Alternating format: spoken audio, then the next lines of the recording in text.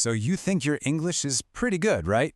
Well, today we're going to put that to the test. We're about to run a vocabulary gauntlet to find out what your real level is. You ready for this? Let's start with this big question. Are you fluent or are you actually proficient? You know, a lot of people think they're pretty advanced, but then they run into a C2 level word and, whoa, there is a huge difference. And today you're going to see exactly why. The roadmap for our little adventure today is called the CEFR scale. It's just a way of measuring language skills, from A1, that's total beginner, all the way up to C2, which is full-on mastery. So, let's start climbing that ladder. All right, let's get warmed up. We're starting at the very foundation, levels A1 and A2. These are the absolute building blocks of English, so this first part should be a nice smooth start for you. Okay, here is your very first question. This one's from the A1 level. I need to blank my phone battery. Are your options A, fill, B, load, or C, charge? Take a second. And the answer is C, charge, of course. This is a perfect example of how English has specific verbs for specific things. You fill a cup, you load a truck, but you always charge your electronics. If you got that one, give yourself a point. Okay, let's step it up just a little bit to A2. Things get a tad more nuanced here. Which word describes a person with no hair? Is it A, blonde, B, bald, or C, bold? They sound pretty similar, don't they? Yep, the correct answer is B, bald. This one is a classic mix-up. It sounds so much like bold, which means you're brave or courageous. The spelling, the meaning, totally different. It's a great reminder to really pay attention to those little details. All right, the foundation seems solid. Now we are entering the intermediate zone, B1 and B2. This is where you can handle most day-to-day situations, but I gotta warn you, the waters are about to get a little turbulent. Let's dive into something that confuses a lot of people, especially in a professional setting.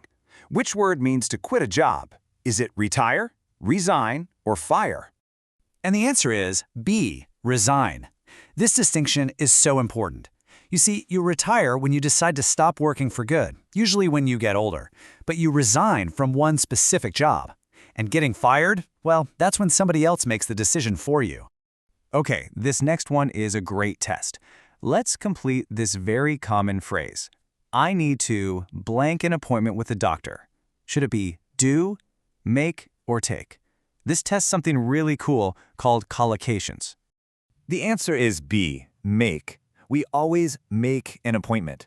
It's a perfect example of what we call collocation. Basically, words that just sound right together, because that's how native speakers always use them. You know, like you say strong tea, not powerful tea. That's a collocation. All right, moving up to B2. This level is all about nuance. So which word here is the odd one out? Gaze, stare, or glance? They're all about looking at something, but one of them is fundamentally different from the others. Can you spot which one? So the odd one out here is C, glance. And why is that? It's all about time. To gaze or to stare at something means you're doing it for a while, it's a long, focused look. But a glance, that's just a quick peek. It's over in a second. Okay, take a deep breath.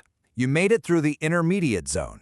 Now it's time for the big leagues, the mastery level, C1 and C2. Welcome to the final boss. And I am not kidding about the difficulty here. This is where we hit what you'd call true native level mastery. In fact, some of these words, even native speakers get them wrong sometimes. So let's see how you do. Okay, first question for C1. What is a synonym for the word worsen? Your options are A, alleviate, B, exacerbate, or C, facilitate. This is where we start getting into that more academic, more sophisticated vocabulary. The answer is B, exacerbate. It's a great word that means to make a bad situation even worse. A great way to remember it is to know its direct opposite, alleviate, which means to make something less severe. Knowing both really helps lock in the meaning. And now for a classic C2 word. What does ephemeral mean? Does it mean A, lasting a very short time, B, ancient and old, or C, extremely heavy? And the answer is A, lasting a very short time. Think about the beauty of cherry blossoms in the spring. It's ephemeral, it's beautiful, but it doesn't last long. Another wonderful word that means the same thing is fleeting. Okay, this is it, the final boss question. This is what separates the masters from everybody else. He was a blank employee who never finished his task. Is he A, indolent, B, insolent, or C, indigent? 3 words that look and sound similar but have completely different meanings. The correct answer is A, indolent. It's the high-level C2 word for being lazy or just avoiding work. Insolent, on the other hand, means you're being rude and disrespectful. And indigent means to be extremely poor. That is a very tricky set of words to tell apart. And that's a wrap. The gauntlet is complete. Go ahead and add up your points. How did you do?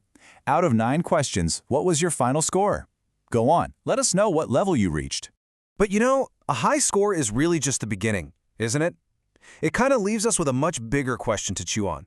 Beyond just knowing a bunch of words, what does it truly mean to master a language?